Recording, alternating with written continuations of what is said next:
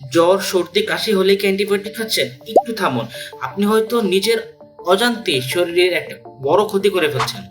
আমাদের দেশে জ্বর সর্দি কাশি হলে অ্যান্টিবায়োটিক কিনে খাওয়ার প্রবণতা অনেক বেশি, কিন্তু আপনি কি জানেন ম্যাক্সিমাম জ্বর ভাইরাসজনিত জ্বর, আর এই ভাইরাসজনিত জ্বরে অ্যান্টিবায়োটিকের কোনো কাজ নেই। তার আগে চলুন কয়েকটা টেস্টের রিপোর্ট দেখে আসি।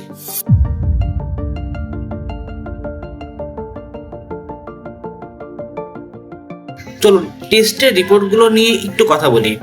আপনারা যে কয়েকটা টেস্টের রিপোর্ট দেখলেন সেখানে দেখা গিয়েছে একটা স্পেসিফিক ব্যাকটেরিয়ার জন্য আমরা যে কয়েকটা অ্যান্টিবায়োটিক ওষুধ দেই তার কোনোটাই কাজ করছে না। এই জিনিসটাকে বলে অ্যান্টিবায়োটিক রেজিস্ট্যান্স। এই ব্যাপারটা আরেকটু সিম্পল করে বোঝাই।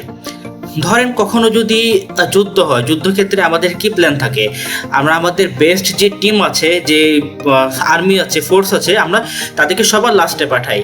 প্রাথমিকভাবে আমাদের প্রাথমিক যে টিম আছে সেই টিমটা পাঠাই। কিন্তু প্রথমে যদি আপনাকে অ্যান্টিবায়োটিক আমরা দিয়ে দেই, সেক্ষেত্রে যদি অ্যান্টিবায়োটিক জ্বর না হয়, আমাদের শরীরে অসংখ্য ব্যাকটেরিয়া ভাইরাস প্রতিনিয়ত বিদ্যমান থাকে। কিছু ব্যাকটেরিয়া ভালো, কিছু ব্যাকটেরিয়া খারাপ।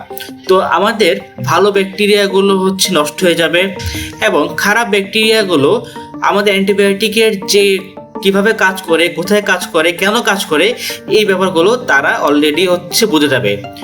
তারপর কখনো যদি আপনার সত্যিকার অর্থে ব্যাকটেরিয়াল ইনফেকশন হয়, সেক্ষেত্রে আমাদের দেয়া কোনো অ্যান্টিবায়োটিকই আপনার উপরে কাজ করবে না। এই জিনিসটাই অ্যান্টিবায়োটিক রেজিস্ট্যান্স। তাই জ্বর হলেই অযথা অ্যান্টিবায়োটিক না খেয়ে আগে রেস্ট নিন, পর্যাপ্ত পানি পান করুন, না পাওয়া প্যারাসিটামল জাতীয় ওষুধ খান, এবং এতেও যদি জ্বর না কমে 3 থেকে 5 দিন পর চিকিৎসকের পরামর্শ নিন।